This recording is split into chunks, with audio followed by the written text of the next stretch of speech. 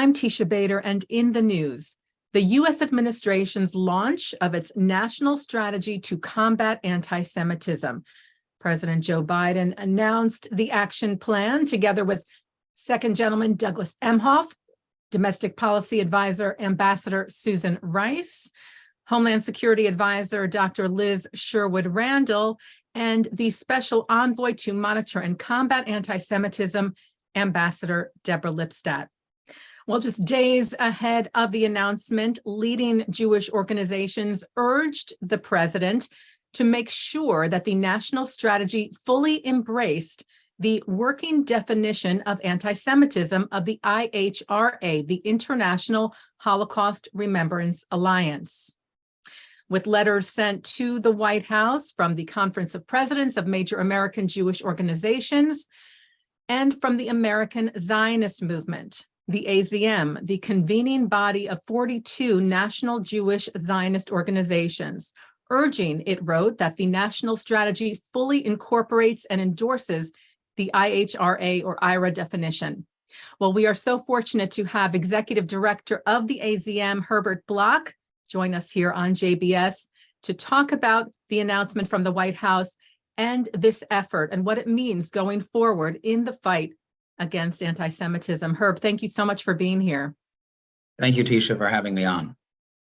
So before we get to the announcement, I want to just talk about the efforts made in recent days, letters sent to the White House. Why was it so important to push, to reiterate that the White House embraced the IHRA definition in this strategy? The State Department has endorsed it fully. It has been spoken about for several years. So what was behind this push or this reiterating of the critical importance of the IHRA definition? Well, as we have, and others have said, a predicate for fighting anti-Semitism is to define what it is. And you have to define it to fight it. And therefore, it should be clear how people define anti-Semitism and use a common definition that's understood by all in the struggle. It's sad that we're even having this conversation and that we have to define anti-Semitism in the modern era, and that it continues to rear its head, but it's a continuing problem in America and around the world. And that's why this international definition of the International Holocaust Remembrance Alliance, which was created in the definition created in 2016, along with many examples that go along with what they call the working definition, has been the most widely accepted definition, endorsed by a majority of the states in America, by dozens of cities, by dozens of countries around the world, by hundreds and if not thousands of universities, institutions, corporations in this country, and thousands around the world. Therefore, we should have a common playbook, as it were, on the definition of anti-Semitism in order to be able to effectively combat it and unite in the fight against what we are all agreeing on as the definition of anti-Semitism. So the AZM fully endorsed that definition back in 2019. The groups in the Conference of Presidents have overwhelmingly endorsed that, as the conference itself, and therefore we felt collectively, the national Jewish organizations, and AZM speaks on behalf of the 42 national Jewish Zionist organizations under our umbrella, that there should be a message to the White House to reiterate its support of that. And I'll note also that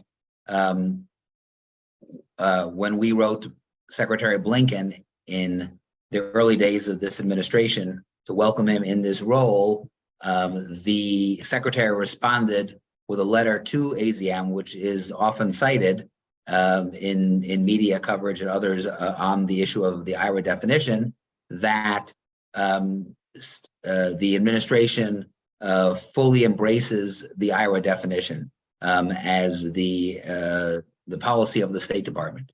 And so therefore we wanted to reiterate that and hopefully have it on the agenda for the report that we anticipated and we all welcomed when it just came out today. So let's talk about the announcement and the strategy, which mentions the IHRA, the IHRA definition, and mentions briefly another definition, and I want to ask you about that. I'm just going to read from the national strategy that was released. It says there are several definitions of anti-Semitism which serve as valuable tools to raise awareness, increase understanding of anti-Semitism. The most prominent is the non-legally binding working definition of anti-Semitism adopted in 2016 by the 31 member states of the International Holocaust Remembrance Alliance, which the United States has embraced. In addition, the administration welcomes and appreciates the Nexus document and notes other such efforts, progressive efforts to include, I'm guessing this is dealing with the part of the IHRA definition that has to do with Israel. Herb, if I'm not mistaken, that's what the Nexus document refers to. Are you familiar with where that comes from and what it says? And were you aware that this was something that was sort of circulating? So there are a couple of other definitions that have been created by academics and others since the time of the IHRA definition was adopted internationally. The Nexus is one of them. There's a Jerusalem something called the Jerusalem definition of anti-Semitism and others. So I'm not an expert. I've seen them, but I'm not an expert on all the fine points of the Nexus definition. But a lot of it does reference things related to criticism of Israel, we're pleased that the report today from the White House reaffirms the U.S. policy in support of the IHRA definition. And the White House report today, as you cited, it mentions that and says that the United States has embraced that, which again refers to the language, the policy of the U.S. in supporting the IHRA definition in IHRA, because the U.S. has been a key participant in the International Holocaust Remembrance Alliance body and all its meetings, as well as obviously the letter that was sent to AZM and other statements that have been made by Ambassador Lipstadt and other officials, and as well as in prior administrations. So that's been the longstanding policy of the government to support the IHRA definition, and that is, reaffirmed today.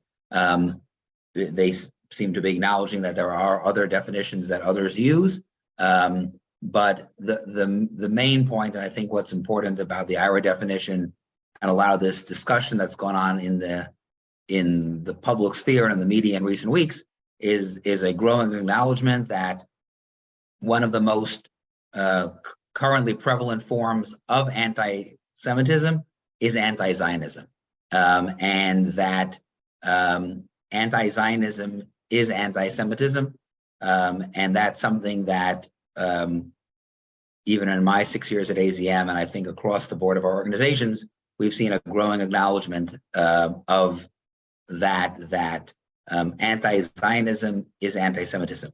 Of course, there may always be here and there an outlier case in the community or elsewhere, but the overwhelming majority of times when there is anti-Zionism, it is or anti-Zionist sentiments expressed that are related to anti-Semitism underneath that. And I think that this whole discussion has been important to highlight that in the American Jewish community and in the public.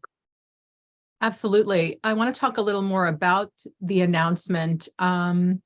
It was very impressive, I think, and Jewish organizations have been sharing their lauding of the announcement and welcoming this initiative.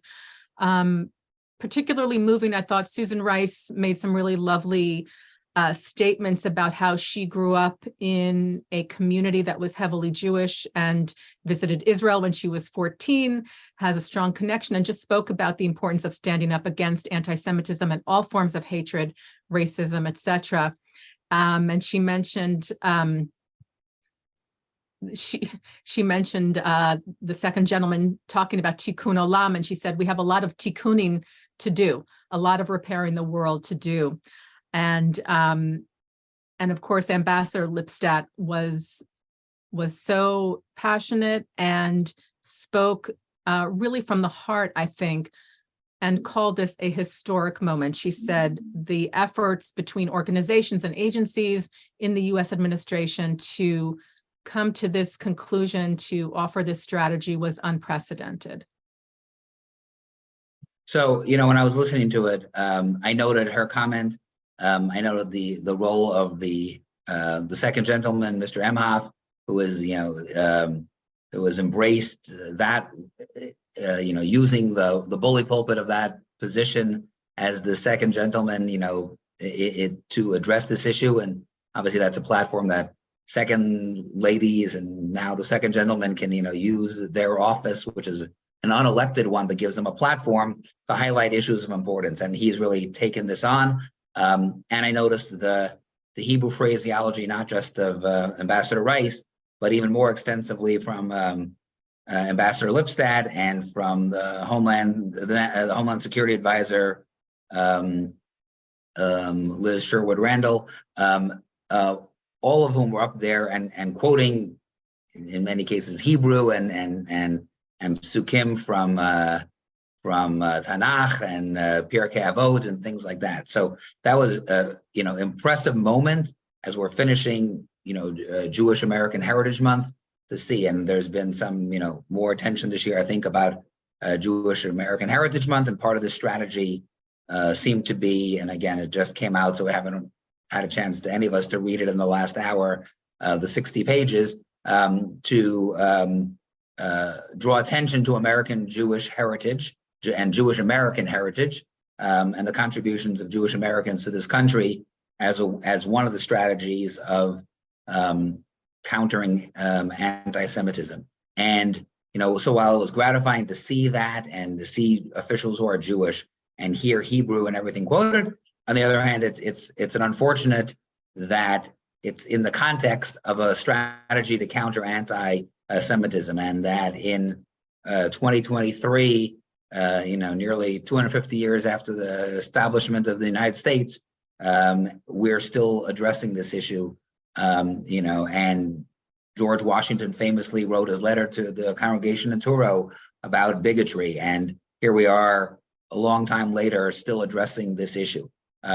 So it's obviously hatred, as we know from what we've seen around the country, and many hate crimes affecting people of all faiths and religions and backgrounds in recent years, still rears its ugly head, and anti-Semitism is an unfortunate and important manifestation of that. There's a lot of discussion about allyship, and the Jewish community works closely with allies in different faiths to combat forms of hatred and stand together when people of faith and different backgrounds are persecuted. So while it's gratifying to see this, it's a little bit disheartening that we even have to be doing it, but it's an important step that there is something called a national strategy to counter anti-Semitism.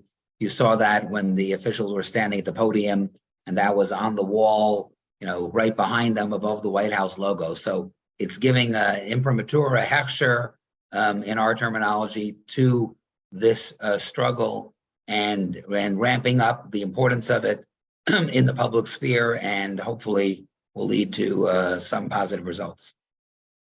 Absolutely. And I also appreciated that Ambassador Lipstadt referred to darker times in U.S. history when Jew hatred, when there were incidents of in the government and in attitudes towards when Jewish children during the Holocaust were looking for sanctuary, things that happened in the past. She didn't shy away from pointing to those moments.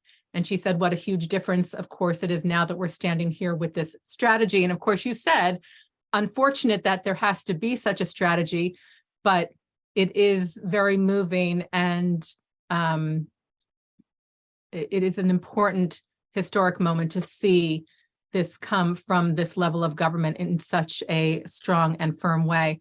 I want to read one other quote from the report about the U.S.'s commitment to Israel, because as we mentioned earlier, it seems that as far as the IHRA definition and the nexus definition, that it is the Israel issue that had some people sharing other views of anti-Semitism as far as when is criticism of Israel okay, when is it anti-Semitic, when is it acceptable. So this is also in the report. It says the White House strategy reaffirms, the United States' unshakable commitment to the state of Israel's right to exist, its legitimacy and its security, and makes clear that when Israel is singled out because of anti-Jewish hatred, that is anti-Semitism. How do you feel about that statement? So I think that's an important statement. It goes to what the point I was talking about earlier about anti-Zionism, everyone can acknowledge that criticism of the policies of a particular elected government at any moment is fair game. Many have said, you want to listen to criticism of the policies of the government of Israel, go to the Knesset. Israel is a democracy, just like in our country, we have robust debates in the legislature and the parliament. There's a lot of debate about policies of the government of Israel. When people question the legitimacy of the existence of the state of Israel, the premise of Zionism itself, that the Jewish people are entitled to have their national homeland in the historic biblical land of the Jewish people in Israel, and when that fundamental premise is questioned and people single out Israel for critique of its related to its existence that far exceeds what is leveled in other countries, or people want to deny Zionism, which is the right of the Jewish people to have a homeland like others have around the world, then that is anti-Jewish because you're denying the Jewish people their homeland, and that is a form of anti-Semitism. And for many people, and this is something that's come up in college campuses and others, Zionism is a core part of their Jewish identity for most Jews, and it's in connection to Israel, and Zionism is a strong part of my and all of our Judaism. This regardless of how you practice or your observance of Judaism. And so therefore, if you are denying our Zionism and our connection to Israel, you're denying a part of our Judaism, which is itself, that's anti-Zionism and that's anti-Semitism. So it's important to have that statement in there.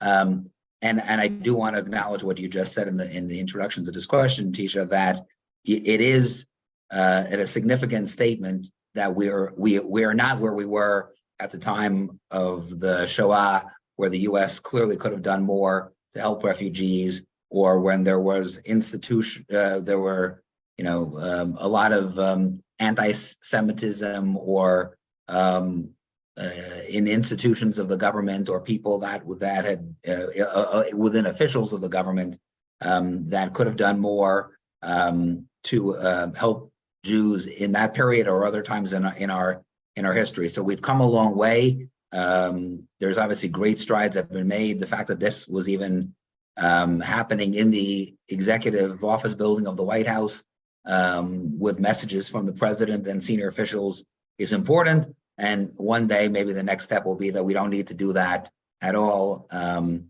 there can just be the celebrations of Jewish American heritage like the White House had last week, without having to deal with the dark side of American Jewish life, namely the continuing and resurgence of anti-Semitism.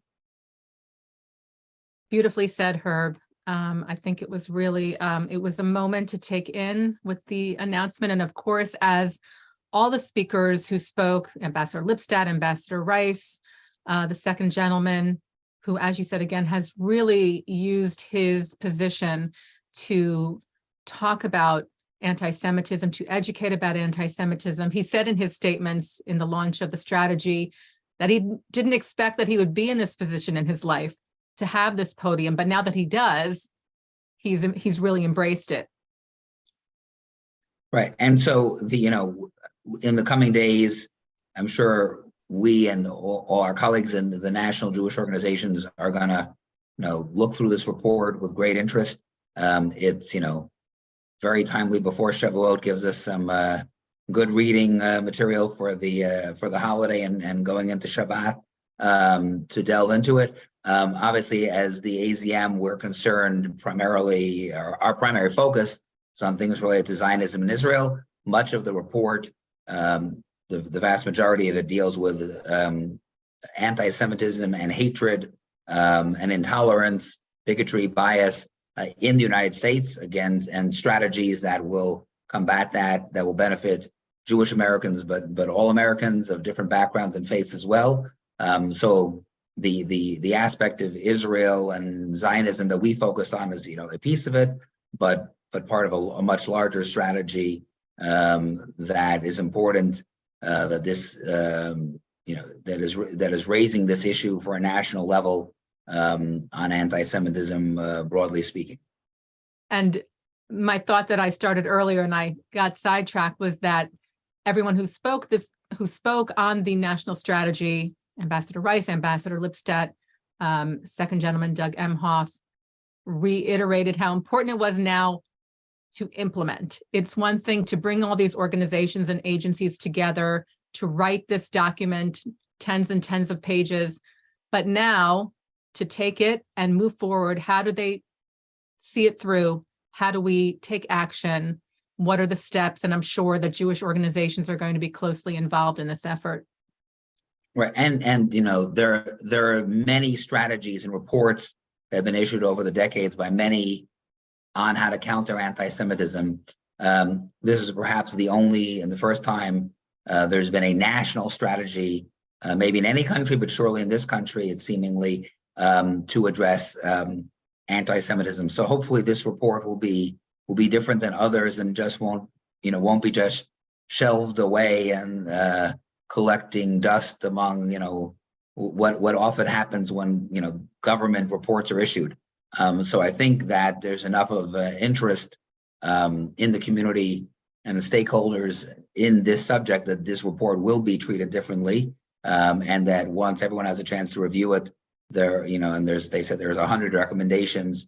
There'll be things that the private sector, that NGOs, that faith communities, that synagogues, that Jewish organizations and others can do as we look through it to combat anti-Semitism and also to shed light. There's a whole campaign that's gone on in the last couple of years on shine a light on anti-Semitism. So, it ties into the old line that, sunlight is the best disinfectant.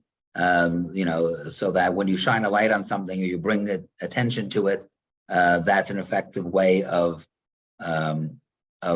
addressing it. So it's defining it, as we talked about at the beginning, and hopefully those things combined with the attention and the definition and this public discourse on the issue will help people realize how much of a challenge this remains in American Jewish life, not just in American life, not just for the Jewish community, but for everybody. And that this is an important step on the road to countering anti-Semitism. Well, I'm sure we will be discussing this further, reporting on this further. It's an important issue. And Herb, thank you so much for joining us here on JBS to talk about it. And moving forward, we hope to have you back again. Thank you, Teisha, and thank you to your colleagues. Herbert Block is Executive Director of the American Zionist Movement. We thank him so much for being here. Thank you as well as always to our Director Sloan Copeland, Transmissions Manager John McDevitt, Technical Manager Michael Paley, to our producer Carol Lilienthal, and thank you for watching In the News.